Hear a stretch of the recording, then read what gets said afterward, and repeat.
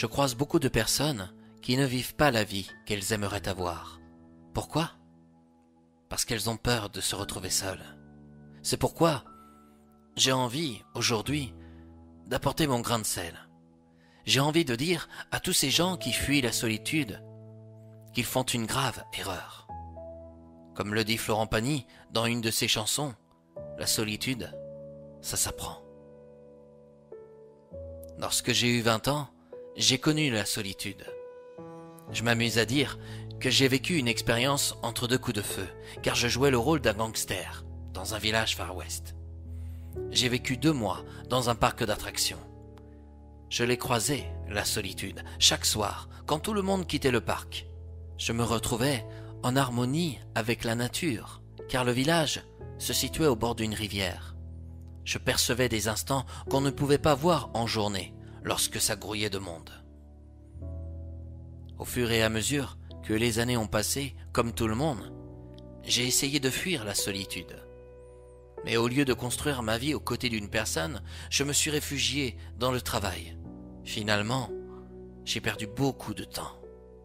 Et j'ai même fait passer quelques années de mon existence à côté de l'essentiel, la solitude. Un beau jour, j'ai réalisé que j'étais un solitaire dans l'âme.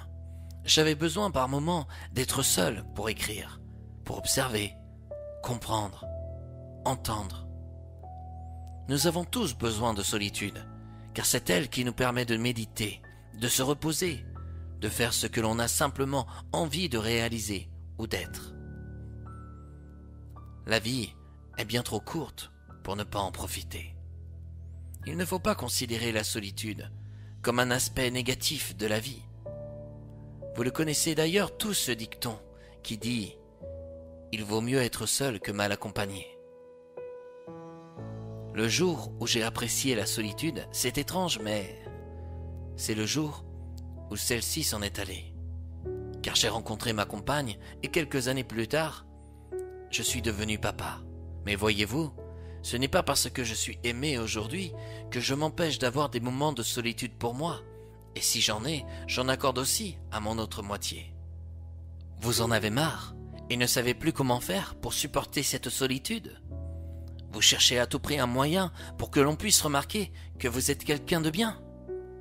Déjà, sachez que lorsque l'on déprime, on n'attire en général que de mauvaises rencontres. Escrocs, salauds, profiteurs, manipulateurs. Par contre, si vous croquez la vie à pleines dents, vous en ferez des bonnes. Et c'est dans ces instants que l'on se trouve de vrais amis. Ou une femme, un homme. Ne cherchez pas à vous faire remarquer. Soyez vous-même. Profitez de l'instant présent.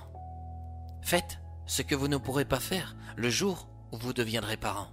Écrivez, lisez, voyagez, vivez. Apprenez à être un solitaire dans l'âme, car le jour où l'on trépassera, il n'y aura personne près de vous.